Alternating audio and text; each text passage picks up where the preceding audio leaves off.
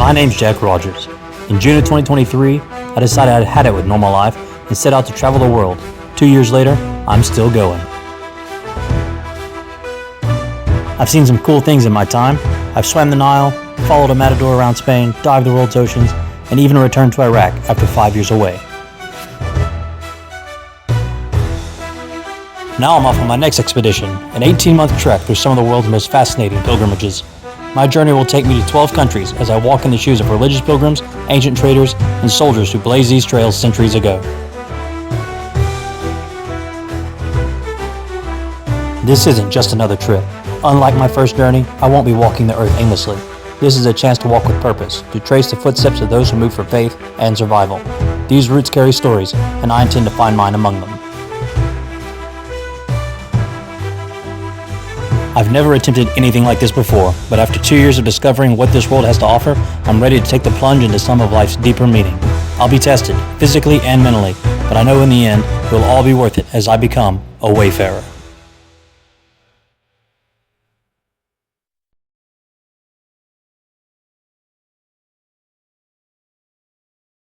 After 5 months in Mexico writing my first book, I was back home in East Texas. Back to church, country music, and time with my mom's dog.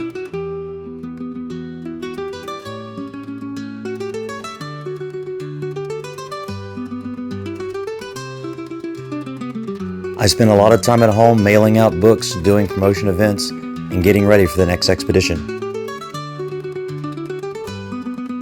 I had enjoyed being home, doing taekwondo and hanging out with friends, and I was a little nervous to see what it would be like to leave again.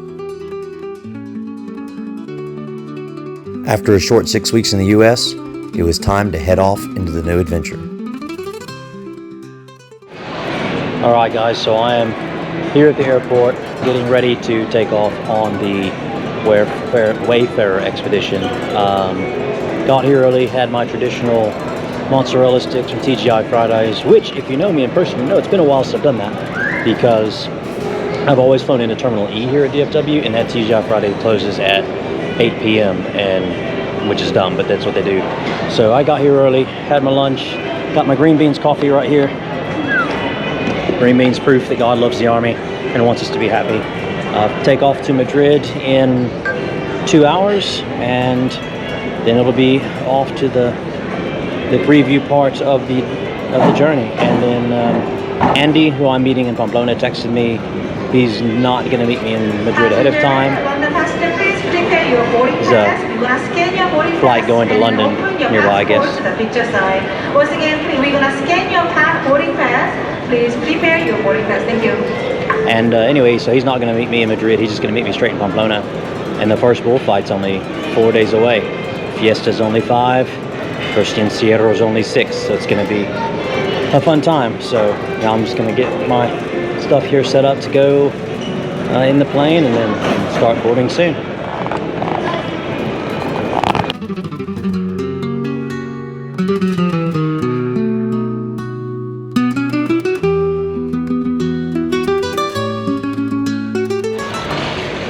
Alright guys, so I've made it to Spain. I'm in Madrid. I'm exhausted. I'm actually walking away from the hostel down a kind of side road that I know to record this because in front of the hostel there's a homeless encampment that's always been there, but it's getting bigger and bigger, so I plan on recording there. But anyway, I'm here in Madrid. I'm exhausted. Didn't sleep much on the plane, and I didn't have a screen. My screen was the only one on the plane that was broken, so I couldn't watch movies or anything. So I was basically raw dogging it, trying to sleep. But now I'm gonna go take a shower. Let me check in early, take a nap, then I'll go out and explore Madrid a bit. I don't know how much I'll record because I've been here before, but just happy to be back in Spain and looking forward to San Fermín in a few days.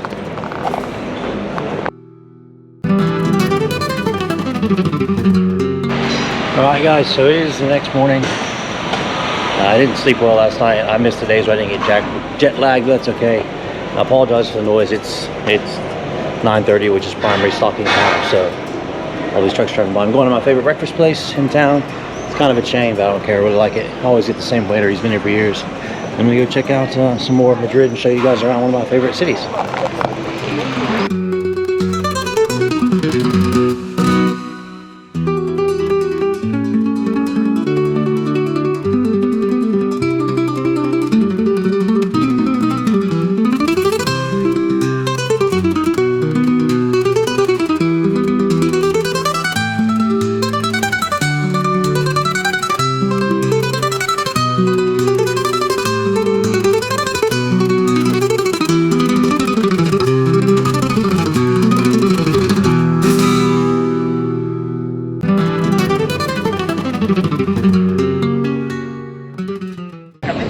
All right, so this is the Plaza Mayor in Madrid, Spain, and this is what it looks like all the time with the tourist groups.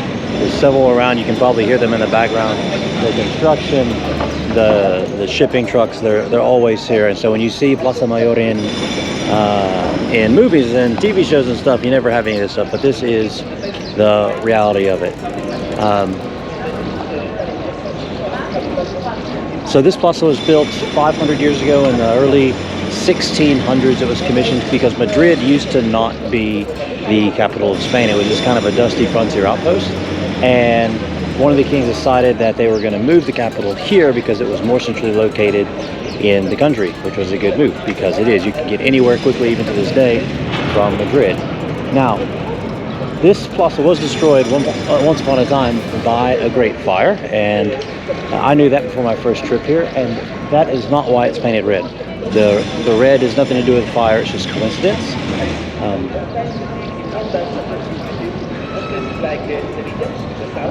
But it's still a cool story to tell. Now, about plazas like this one. So, once upon a time, all of the Plaza Mayor in Spain, or most of them, or the Plazas Consistorial, anything like that, were used as the sort of public gathering and marketplace. So the bullfights used to take place here in this spot before Las Ventas was built, the main bull ring in Spain, and before its predecessor was built. And that is actually one of the reasons why the alguacilios still exist, because back in olden times, the constables, the president's representatives' job was to ride their horse around the square to clear off any spectators that were watching the bullfight, make sure that they weren't interfering. This is also where they did livestock shows, they had artisan festivals, and it's also where these side of patron saint festivities and whatnot took place all the way up until the modern construction took over. And this is now typical of the Plaza Mayor, where they no longer serve their government and social function, but they're pretty much just tourist attraction. That goes for almost everywhere across Spain, from here to Pamplona, to Sevilla, to San Sebastian and Bilbao, everywhere. Now, funny enough, this balcony over here, this yellow one, is different from the other entrances. So I don't know if you can see all the way over there, the one I came in. They're all open, but this one is closed. And that's because one of the monarchs had a mistress. And when the monarchs would preside over an event here, they would do it over here. Well, his wife was not keen on his mistress being by his side or anywhere in sight, but he wanted her there, so he built for her this apartment over here so that she could watch the festivities. And Joe and I thought that was so funny that now anytime one of us is here, we take a picture of it and send it to each other with the caption, "That man-stealing bitch," because that's exactly what she was. So this statue behind me that the horsey boys here are going in front of, I just love that there are horse-mounted police all over Spain. This is Juan Philip III. I think it's just King Philip III. And you'll notice that his front left paw of his horse is raised. Now, according to tradition, although this is not necessarily fact, if you have a statue like this and one hoof is raised, that means that the king sustained injuries in battle and died later of those injuries. If it is rocked back on both hind legs with his feet in the air, that means he died from his injuries. And if both feet are on the ground, that means he died either from natural causes or non-war-related injuries.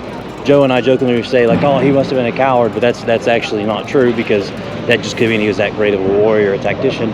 Also, it's mostly legend, because you can prove with several other statues around town in Spain that that's not how they died, even though that they've got their leg up or both legs up or whatever. But it makes for a great story. And actually, this Philip III is the father, I think it was, of Philip IV, who actually inaugurated this square. So 1616, I believe it was, that statue was put up.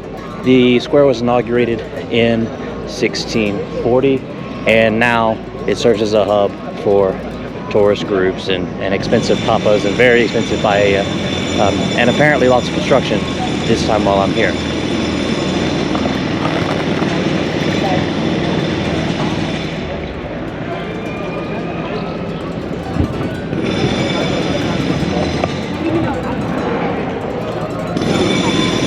Now, one of my favorite parts of Plaza Mayor is none of this, although the stories are good. It's right over here, and I'm not going to take a video with the GoPro because I kind of want to respect the business a bit, but this is their outdoor patio right here that I'll show to you.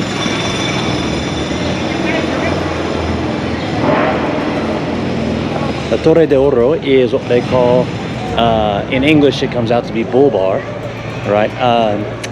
And inside it's got all sorts of memorabilia to bullfighting in it, and it's where aficionados will gather on bullfights that don't have tickets to the actual ring to enjoy the performance. They have bullfights at air on Telemadrid and Montoro and other sites playing on a TV in there.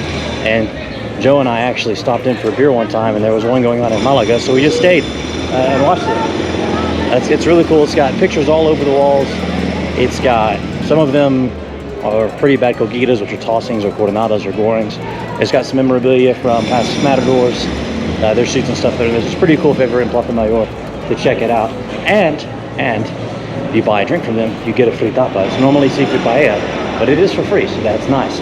And in this little alleyway here, it does have its own entrance.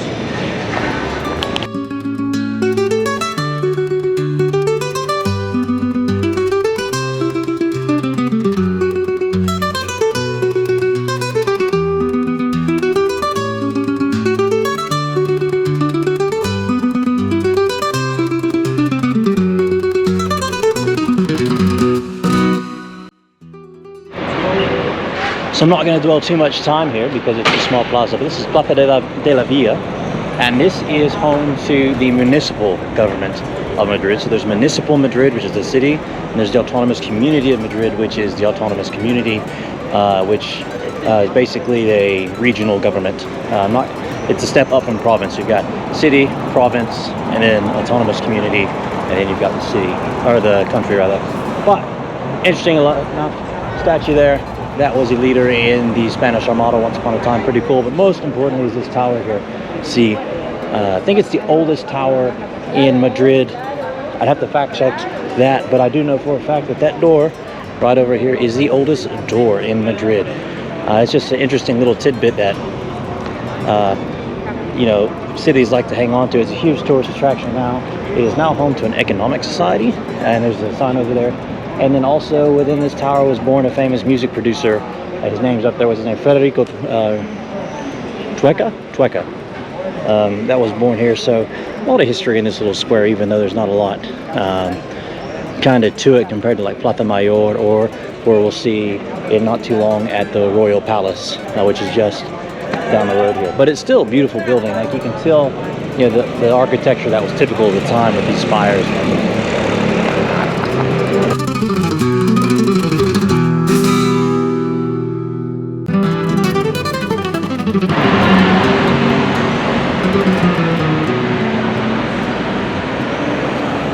I will be coming back to this bakery here later because they sell individual torta de Santiago, which is my favorite Spanish dessert. It's like I forget what nut it is off the top of my head, and lemon. It's called a tart, but it's really more just like a dry pie. It's really, really good, and I really like it. So I'll be back there later, maybe after lunch to grab. So it's not that big, individual one. Expensive, kinda, but still worth it.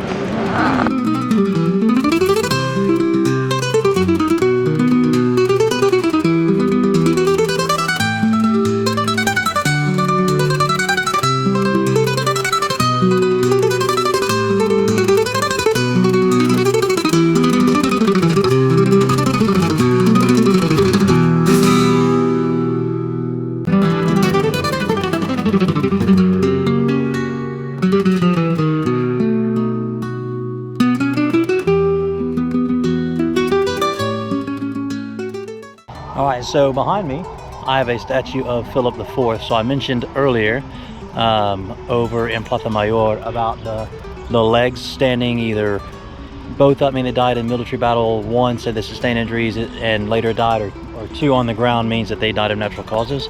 Well, this is living proof right here that that's not the case. I am dripping sweat down my face. It's not really even that hot out here, just been walking a lot. So anyway, This statue here, he's got both his front legs up, which according to legend means he died in battle, but he didn't. He actually died due to ill health, and his entire reign was set back by adversity and political and military strife. And actually his only son, Charles II, who became the king after Philip IV's death, died without an heir, kicking off the War of Spanish Succession. So even though he's got a statue here, that's part of his legacy, is he was basically the grandfather of the War of Spanish Succession. Interestingly, his statue is the first in recorded history. I say recorded history because some people out there will say, well, we don't know because insert description of conquest and destruction here. So the first in recorded history where a bronze statue has a horse rocked back on its hind legs, because they're typically made of solid metal, and it's too heavy to do that. So it was a real architectural marvel in its time. The tail is actually part of the support. Now to you and me, that probably seems natural in today's time, of course. Use the tail as part of the support, but that was revolutionary back when it was designed. And the front legs and front half, I think it's the entire front half, is hollow.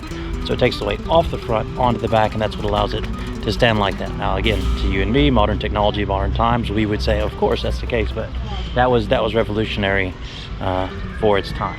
And it's still standing, so I'd say they did a pretty good job with what they had. Now that statue is set what's called the Plaza de Oriente, and this entire plaza was commissioned by Philip IV. And along its outskirts, it has statues of former monarchs and leaders of Spain during the Reconquista. So you can see these here. The Reconquista was a time in Spain's history where the Spanish, led by various houses, took back the majority of Spain from the Muslims. So the Cordoban Emirate, which is a Muslim empire, spread out across most of northern Africa and came up into the Iberian Peninsula and took over Portugal and Spain. And in fact, to this day, there are a lot of Spanish words that derive from Islam, or from Arabic, sorry. And Reconquista was considered one of the shining moments of Spanish history because it reunited the Iberian Peninsula underneath European rule. And so you hear people talk about, returning colonies and heritage back to those who were responsible for them. Well, that was what Reconquista did for the Europeans. And there's actually a big fight going on online on threads. I saw it this morning about how, this part of the world belongs to the Arabs and the Muslims. Okay, we were here before, but they actually had conquered it, and then the Spanish, the Castilians, the Aragonese, even the Navarrese at the time got in on it and took it back. So it's just an interesting little piece of history and the respect that you have to take when traveling and understanding foreign cultures. Now, I don't want to trivialize the Reconquista a bit here, because it was not just like a year-long push. Oh, the Spanish, the Castilian, the Aragonese, and Navarrese, they all bound together to fight off the Muslims. That was not it. In fact, a lot of Spanish historians say Reconquista basically started the moment that the Muslims invaded in the 7th or 8th, I think it was the 8th century, and that lasted until the 1400s. Right, so it was a centuries-long fight between the Muslim armies that invaded the Iberian Peninsula and the Europeans that lived here. And that's why there's 24 statues of monarchs and not just one or two. And the last stop, or the last conquering, was down in Granada. That was the last Muslim stronghold. In fact, down in southern Spain, there is still a lot of Muslim forts and fortresses that stand as part of their coastal defenses back when they held the territory. Sorry for the quick cut there. I had to sneeze and I didn't want to get that on video. So yeah, I just didn't want to trivialize this for anyone who didn't know what the Reconquista was. It was not a nice, easy thing. A lot of times we think of things in history as being 1 or 2 years or as a simple order, but it took centuries to wrest control of the Iberian Peninsula back into the hands of what would later become Spain.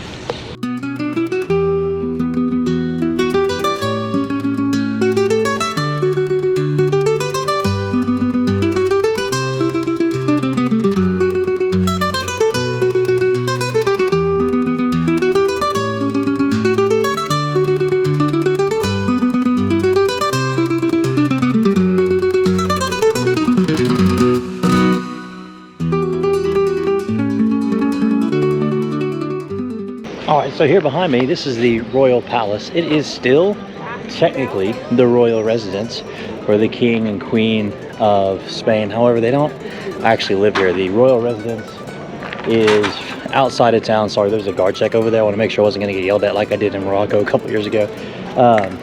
The King and Queen actually live at the royal residence outside of town. Joe and I went there kind of just to walk the trails in the park and everything. It's pretty isolated, but it's a nice place. And if you're there, you get a kind of a sense of the military aspect, because they've got the working dogs kennels there. You've got the soldiers and police out running around, and they've got some beautiful gardens that we didn't get to go into.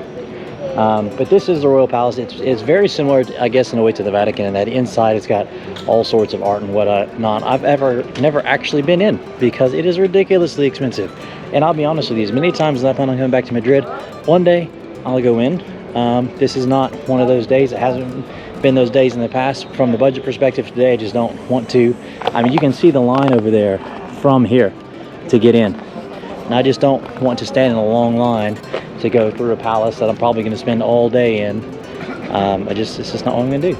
But anyway, here in this square, you can see the big changing of the guard that happens on Wednesdays. I forget which, I think it's Wednesdays, which Wednesday of the month.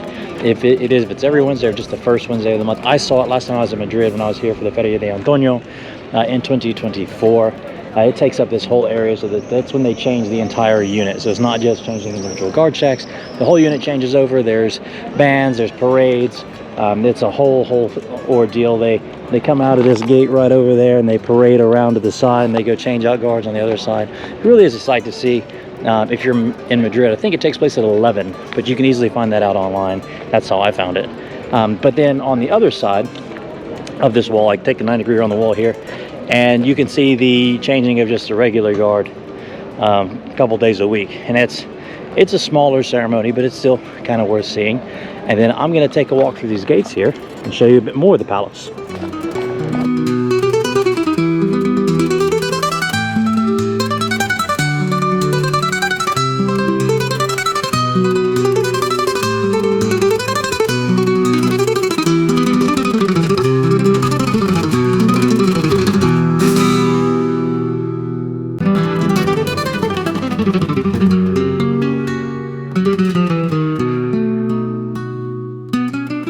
So this is actually one of my favorite views in the city over here, where everyone's taking pictures, because it looks out over, kind of the not main part of Madrid. And down here, this green, those are the Royal Palace Gardens, and you can walk those for free. They are pretty nice. They're downhill, and as Joe and I know from the first law of travel, what goes down must come up to get back up here into the main part of the city. But it's really nice place to hang out. I plan on coming back here later, actually, because it tends to be decently quiet. Even though you've got the Royal Palace right over here and those huge lines, people tend to be quiet over here for some reason. So I'll probably come back here to do some recording on some videos from the Great Gallivanting, the first year around the world. And if you haven't read that book, shameless plug, The Great Gallivanting, A Journey of Realization Discovery Across the World, available on my website, jackrogersauthor.com. And you can find it on Amazon, Barnes & Noble, Lulu, Ingram Spark, and more. So definitely go check it out. And you'll hear all about Madrid the first time around. In my second book, in Aficionado, I'll talk a lot more about it. And also go check out the YouTube channel the first time I came to Madrid.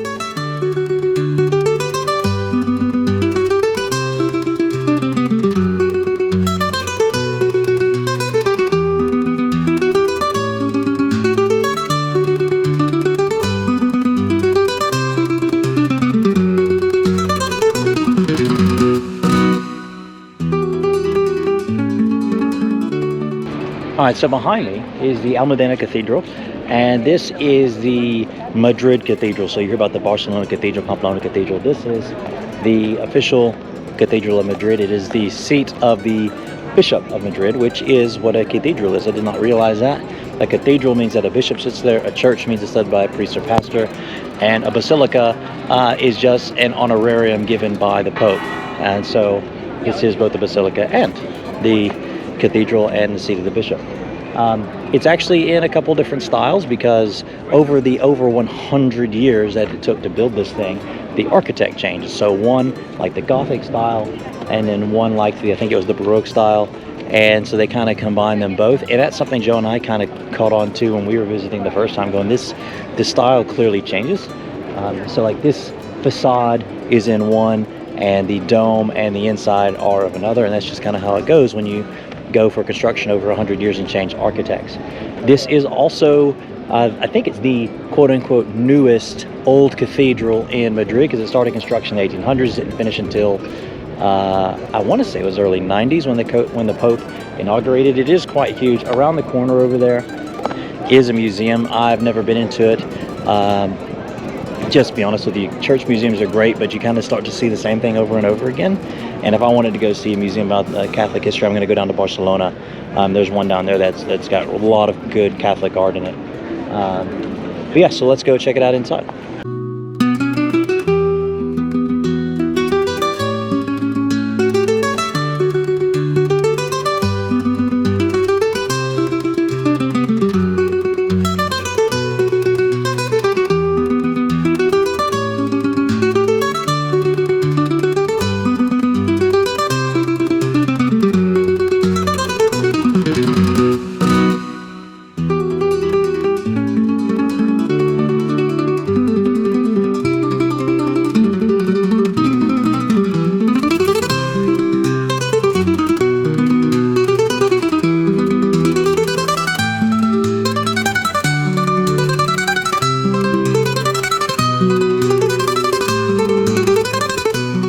Now, down below the cathedral, around this corner to the right, are the crypts where the monarchs of Spain are buried. I've been down there before.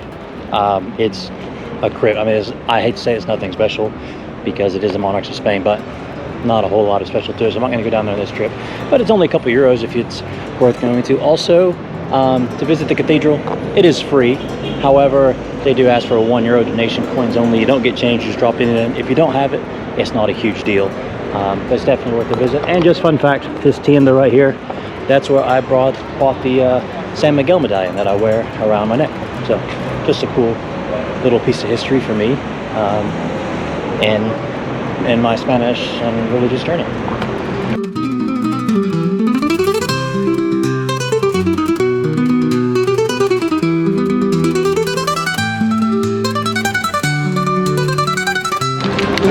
Got my torta de Santiago, and I'm going to eat it here in a minute when I get the Puerta del Sol, because this is the best. This is going to be my pre-lunch because it's noon. The place I want to go for lunch doesn't open until 1:30. So this will be my pre-lunch before I go take a siesta and start working on some writing stuff.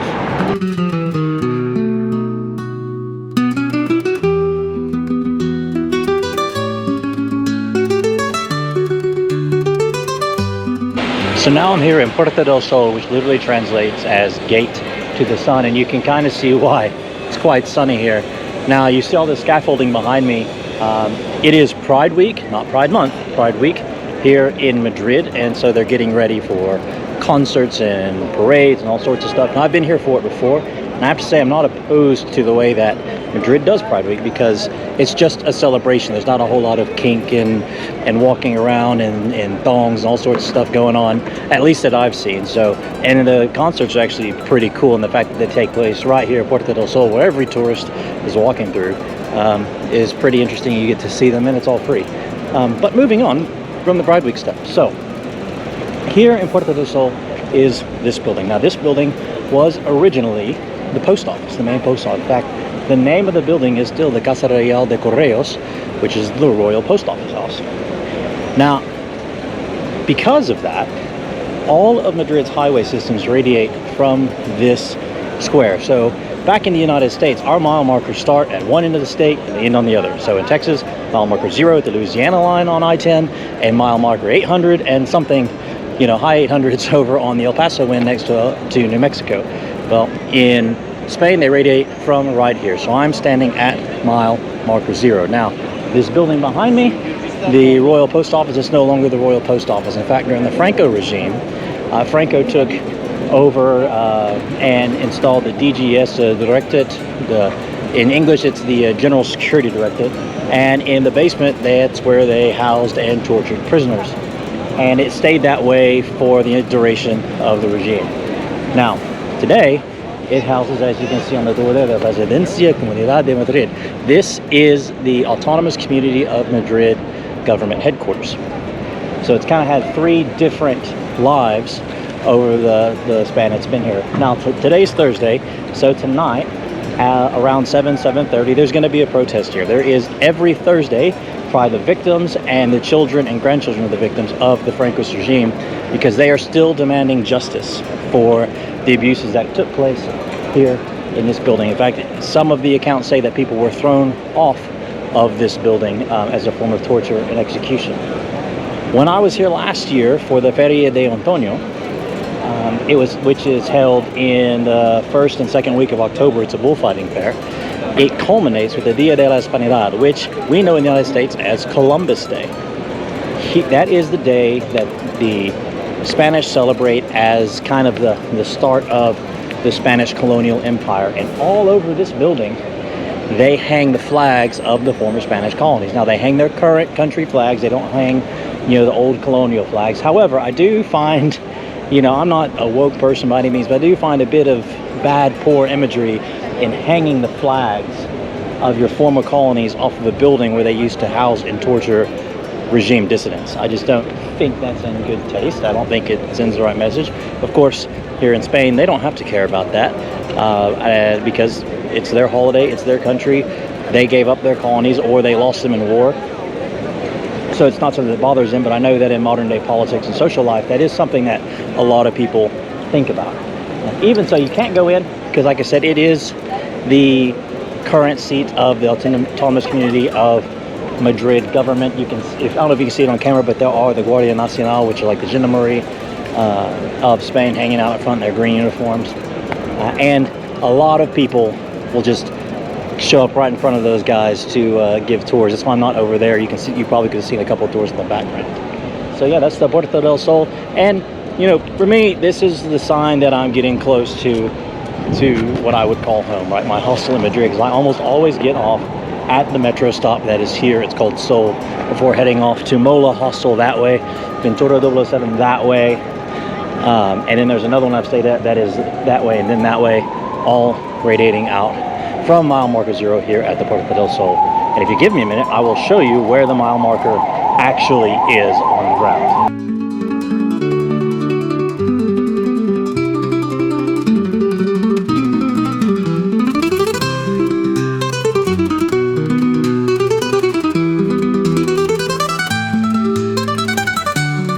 Alright, so that kind of concludes my little initial walking tour of Madrid, sharing with you some of my favorite places in one of my favorite cities. There's a lot more to this city than just what I showed you. I mean, there's simple things like there's a centuries-old bookshop down that way. There's an amazing churro shop down that way. Joe, you'll be surprised I didn't stop for churros this time. And just on the other side of this blue top over there, there's a famous bakery that serves these cream pastries. There's the Plaza de Toros de los Ventas, which is a decent ways away. There's the Prado Museum, which I have been to.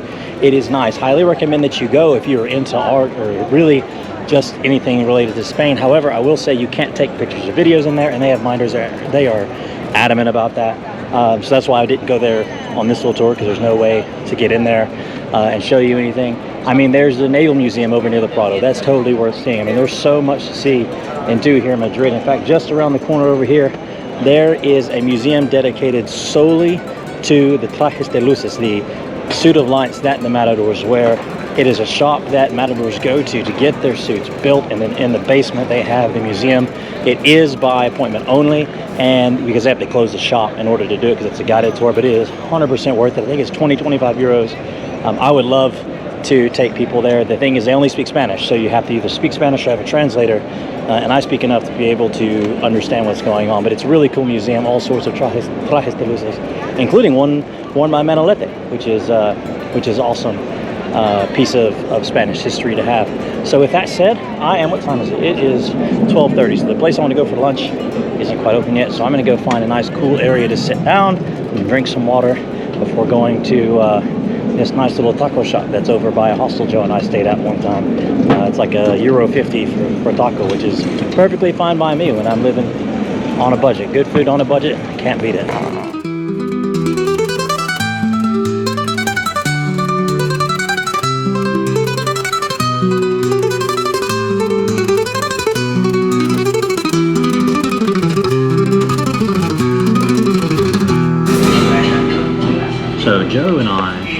this place, I don't know, 2 years ago almost, when we were following Borja Jimenez around Spain. And we stayed at a hostel just, I don't know, 50 meters that way, because we got back from Comunal Viejo late at night, and this place was open and we were hungry. And it's like €1.50 tacos, so it's a great cheap meal. And you'll see when I show the video of it. And we came here a few times that week because the bus back from Comunal Viejo is an hour long. We didn't leave till 9:30, 10 o'clock. So definitely eating here a lot, and for a good reason.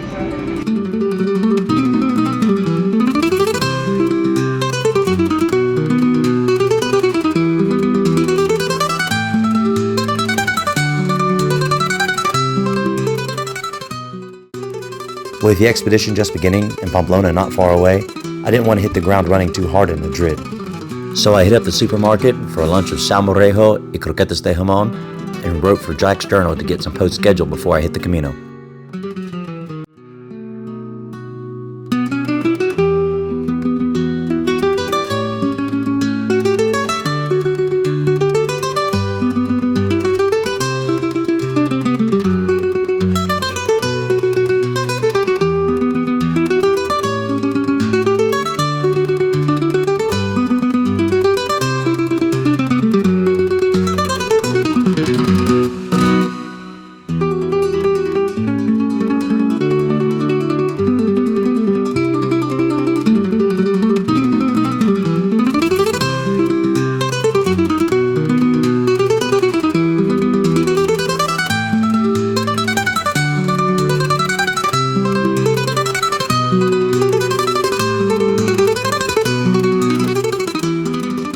Bright and early here in Madrid. It is bright, it is early, at least by Madrid standards. It's before 8, and you know, Madrid parties till 6 in the morning, so it's early for them, and it's in the wrong time zone, so it's bright. But doing my best Joe impression here. I got snacks for the bus ride today. Hope you guys enjoyed my video of Madrid, my shore tour. Next time you see me, I'll be in Pamplona, La Fiesta de San Fermín. So if you did enjoy the video, make sure to like it, hit the subscribe button, and ring the notification bell so you don't miss a single thing coming to you from the adventure across the world. We'll see you on the road.